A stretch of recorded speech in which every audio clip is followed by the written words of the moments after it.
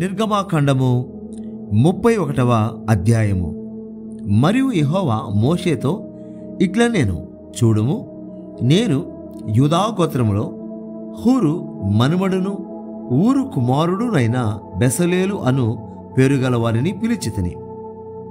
విచిత్రమైన పనులను కల్పించుటకును, బంగారుతోను వెండితోను ఇత్తడితోను పనిచేయుటకును, పొదుగుటకై రత్నములను సానబెట్టుటకును, కర్రకోసి చెక్కుటకును, సమస్త విధములైన పనులను చేయుటకును, జ్ఞాన విద్యా వివేకములను సమస్తమైన పనుల నేర్పును వానికి కలుగునట్లు వానిని దేవుని ఆత్మ పూర్ణునిగా చేసి ఉన్నాను.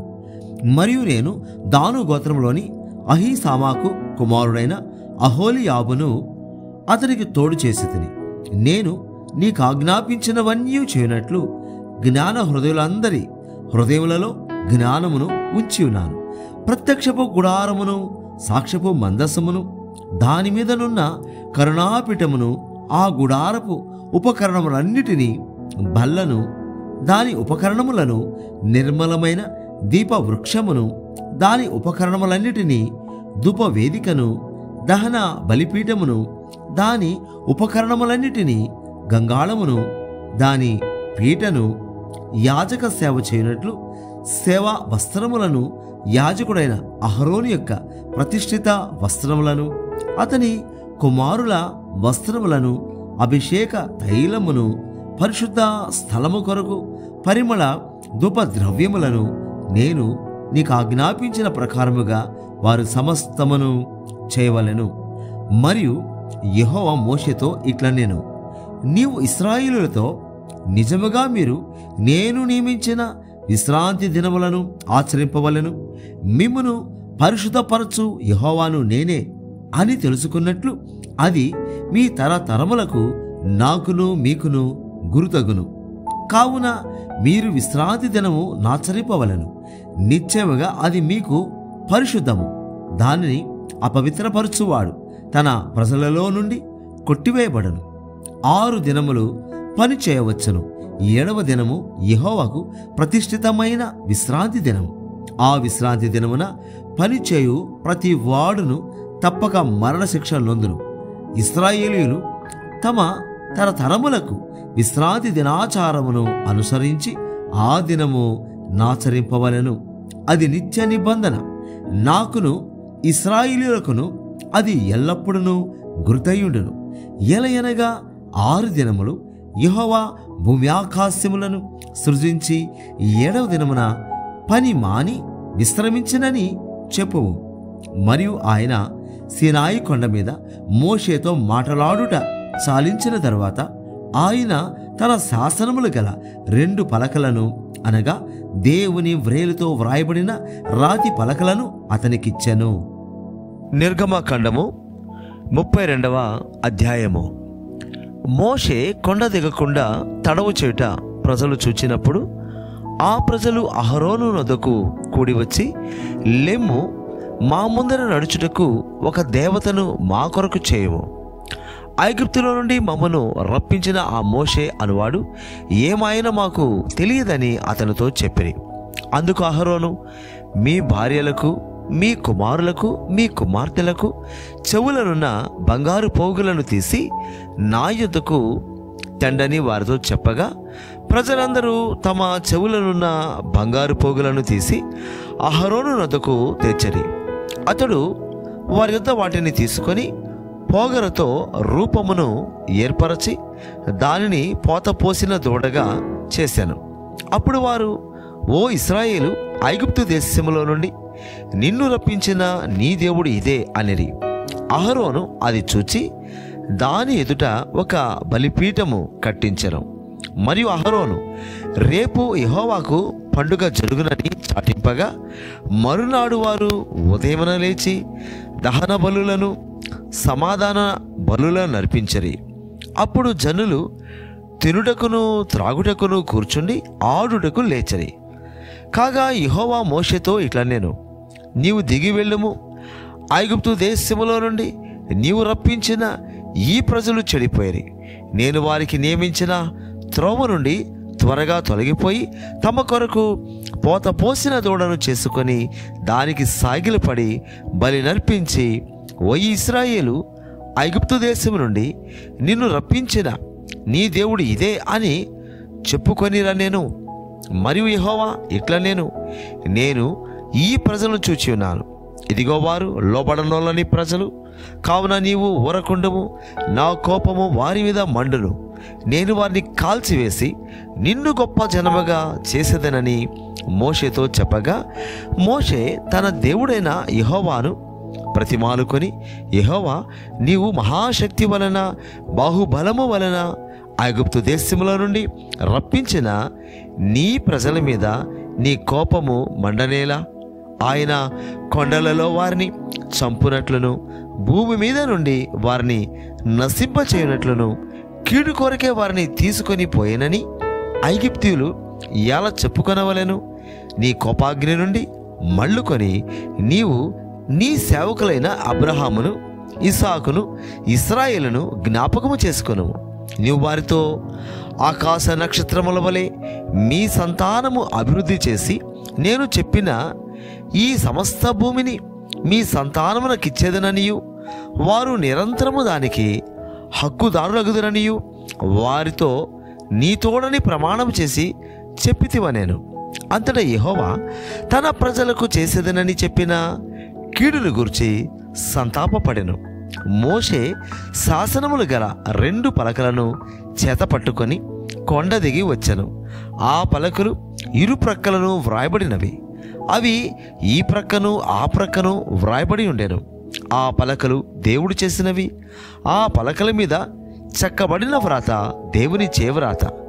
ఆ ప్రజలు పెద్ద కేకలు వేయుచుండగా యెహోషువ ఆ ధ్వని విని, పాళెములో యుద్ధధ్వని అని మోషేతో అనగా, అతడు, అది జయధ్వని కాదు, అపజయధ్వని కాదు, సంగీత ధ్వని నాకు వినబడుచున్నదనెను.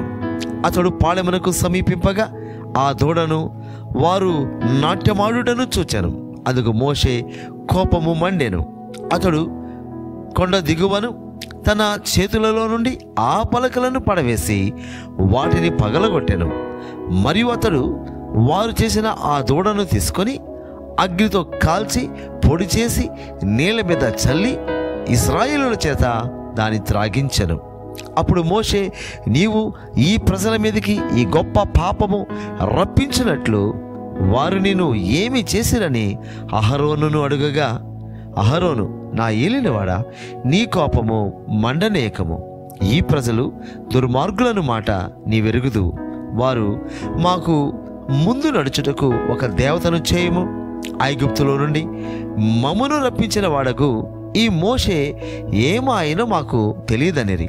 అందుకు నేను, ఎవరి యొద్ద బంగారము ఉన్నదో వారు దానిని ఓడదీసి తెండని చెప్పి తిని, నేను దాని అగ్నిలో వేయగా ఈ దూడ యాయన నేను. ప్రజలు విచ్చలవిడిగా తిరుగుట మోషే చూచెను. వారి విరోధులలో వారికి ఎగతాళి కలుగునట్లు అహరోను విచ్చలవిడిగా తిరుగుటకు వారిని విడిచిపెట్టి ఉండెను. అందుకు మోషే పాళెం యొక్క ద్వారమున నిలిచి, యెహోవా పక్షమున నున్న వారందరూ నా యొద్దకు రండి అనగా లేవీయులందరూ అతని యొద్దకు కూడి వచ్చరి. అతడు వారిని చూచి, మీలో ప్రతి వాడును తన కత్తిని తన నడుమున కట్టుకొని పాళెములో ద్వారము నుండి ద్వారమునకు వెళ్ళుచు, ప్రతివాడు తన సహోదరుని, ప్రతివాడు తన చెలికానిని, ప్రతివాడు తన పొరుగువానిని చంపవలెనని ఇశ్రాయేలుల దేవుడైన యెహోవా సెలవిచ్చుచున్నాడ. నేను లేవీయులు మోషే మాట చొప్పున చేయగా ఆ దినమున ప్రజలలో ఇంచుమించు 3,000 మంది కూలిరి. ఎలయనగా మోషే వారిని చూచి, నేడు యెహోవా మిమ్మను ఆశీర్వదించినట్లు మీలో ప్రతివాడు తన కుమారుని మీద పడియే గాని తన సహోదరుని మీద పడియే గాని యెహోవాకు మిమ్మను మీరే ప్రతిష్ఠ చేసుకొనుడనెను. మరునాడు మోషే ప్రజలతో, మీరు గొప్ప పాపము చేసితిరి గనుక యెహోవా యొద్దకు కొండ ఎక్కి వెళ్ళిదను. ఒకవేళ మీ పాపమునకు ప్రాయశ్చిత్తము చేయగలనేమో అనెను. అప్పుడు మోషే యెహోవా యొద్దకు తిరిగి వెళ్ళి, అయ్యో, ఈ ప్రజలు గొప్ప పాపము చేసిరి. వారు బంగారు దేవతను తమ కొరకు చేసుకొనిరి. అయ్యో, నీవు వారి పాపమును ఒకవేళ పరిహరించితివా, లేని ఎడల నీవు వ్రాసిన నీ గ్రంథములో నుండి నా పేరు తుడిచివేయమని బ్రతిమాలు కొనుచున్నాను నేను.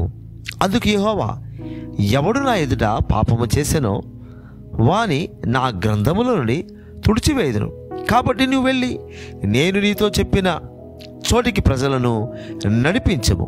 ఇదిగో, నా దూత నీకు ముందుగా వెళ్ళును. నేను వచ్చు దినమున వారి పాపమును వారి మీదికి రప్పించదనని మోషేతో చెప్పాను. అహరోను కల్పించిన దూడను ప్రజలు చేయించినందున యెహోవా వారిని బాధ పెట్టెను. నిర్గమాకాండము 33వ అధ్యాయము. మరియు యెహోవా మోషేతో ఇట్లా నేను, నీవు ఐగుప్తు దేశము నుండి తోడుకొని వచ్చిన ప్రజలను బయలుదేరి నేను అబ్రహాముతోనూ ఇస్సాకుతోనూ యాకోబుతోనూ ప్రమాణము చేసి నీ సంతానమునకు దీని నిచ్చెదనని చెప్పిన పాలు తేనెలు ప్రవహించు దేశమునకు లేచిపోండి. నేను నీకు ముందుగా దూతను పంపి కనానీయులను, అమోరీయులను, హిత్తీయులను, పెరిజ్జీయులను, హివీయులను, యెబూసీయులను వెళ్ళగొట్టేదను. మీరు లోబడనొల్లని ప్రజలు గనుక నేను మీతో కూడా రాను, త్రోవలో మిమ్మును సంహరించదనేమో అని మోషేతో చెప్పాను. ప్రజలు ఆ దుర్వార్తను విని దుఃఖించిరి. ఎవడను ఆభరణములను ధరించుకొనలేదు. కాగా యెహోవా మోషేతో ఇట్లా నేను, నీవు ఇశ్రాయేలుతో, మీరు లోబడనొల్లని ప్రజలు, ఒక క్షణమాత్రము నేను మీ నడుమకు వచ్చి తినా మిమ్మును నిర్మూలము చేసేదను గనుక మిమ్మును ఏమి చేయవలనో అది నాకు తెలియనట్లు మీ ఆభరణములను మీ మీద నుండి తీసివేయుడి అని చెప్పుమనెను. కాబట్టి ఇశ్రాయేలీయులు హోరేబు కొండ యొద్ద తమ ఆభరణములను తీసివేసిరి. అంతటా మోషే గుడారమును తీసి పాళెము వెలుపలికి వెళ్ళి పాళెమునకు దూరముగా దాని వేసి దానికి ప్రత్యక్షపు గుడారమును పేరు పెట్టెను. యెహోవాను వెదికిన ప్రతి వాడును పాళెమునకు వెలుపలనున్న ఆ ప్రత్యక్షపు గుడారమునకు వెళ్ళుచూ వచ్చెను. మోషే ఆ గుడారమునకు వెళ్ళినప్పుడు ప్రజలందరూ లేచి ప్రతివాడు తన గుడారపు ద్వారమందు నిలిచి అతడు ఆ గుడారములోనికి పో వరకు అతని వెనుక తట్టు నిదానించి చూచుచుండెను. మోషే ఆ గుడారములోనికి పోయినప్పుడు మేఘస్తంభము దిగి ఆ గుడారపు ద్వారమందు నిలువగా యెహోవా మోషేతో మాట్లాడుచుండెను. ప్రజలందరూ ఆ మేఘస్తంభము ఆ గుడారపు ద్వారమున నిలుచుట చూచి లేచి ప్రతివాడును తన తన గుడారపు ద్వారమందు నమస్కారము చేయుచుండెను.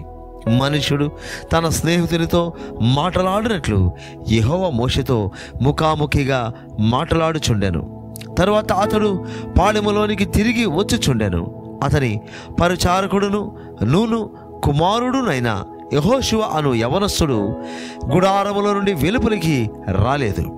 మోషే యెహోవాతో ఇట్లా నేను, చూడుము, ఈ ప్రజలను తోడుకొని పొమ్మని నీవు నాతో చెప్పుచున్నావు గాని నాతో ఎవరిని పంపెదవో అది నాకు తెలుపలేదు.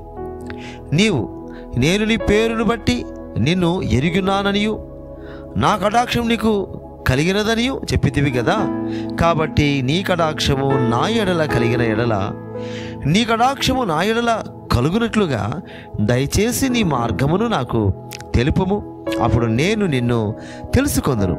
చిత్తగించుము, ఈ జనము నీ ప్రజలే కదా అనెను.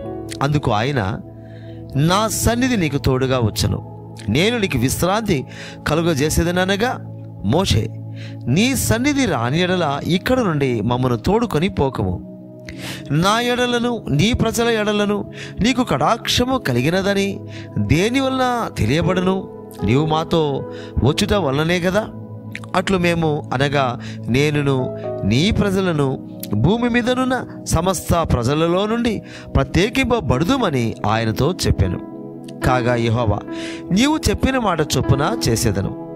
నీ మీద నాకు కటాక్షము కలిగినది, నీ పేరును బట్టి నిన్ను ఎరుగుదునని మోషేతో చెప్పగా అతడు, దయచేసి నీ మహిమను నాకు చూపుమనగా ఆయన, నా మంచితనమంతయు నీ ఎదుట కనుపరచదను, యెహోవాను నామమును నీ ఎదుట ప్రకటించెదను.